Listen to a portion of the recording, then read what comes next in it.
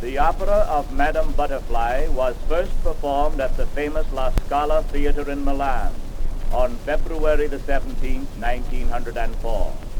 Puccini was at this time at the very zenith of his popularity in Italy, and this opera is now considered one of the finest of his works.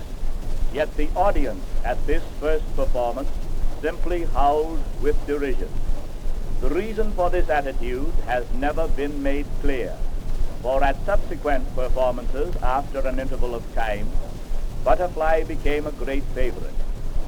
The original story of the tragic fate of Cho-Cho San was conceived and written in novel form by John Luther Long. It was afterwards written and produced in dramatic form by David Belasco.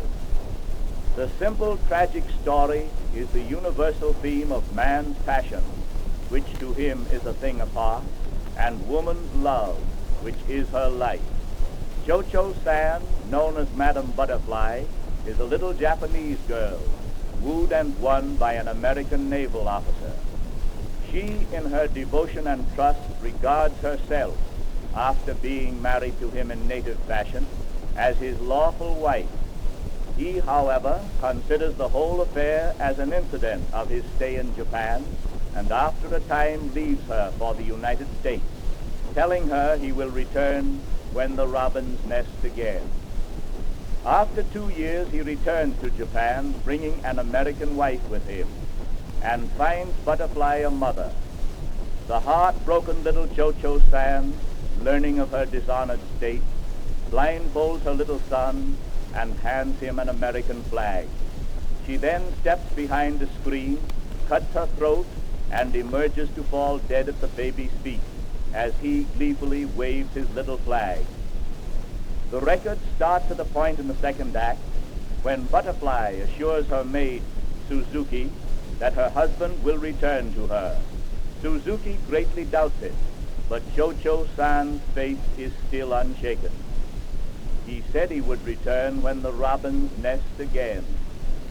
She sings, and we hear the singing of the birds in the orchestra to preface her thought.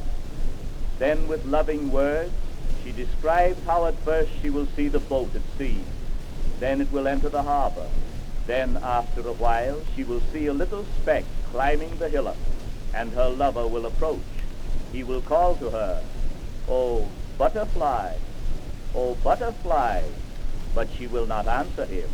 No, she will hide behind the screen to tease him, and then suddenly she will jump out into his arms.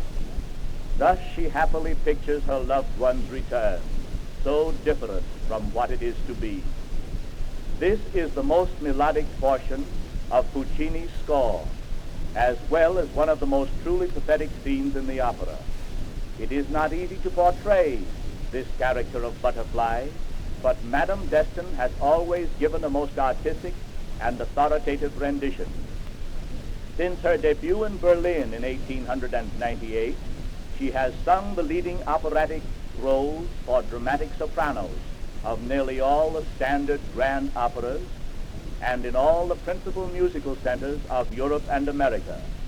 Her most notable characterizations, however, are those of Santuzza in Cavalleria Rusticana and Madame Butterfly, the Girl of the Golden West, and the 3 Puccini operas of the same name. Madame Destinn, during the season of 1913 and 14, was heard at the Metropolitan Opera House, New York City.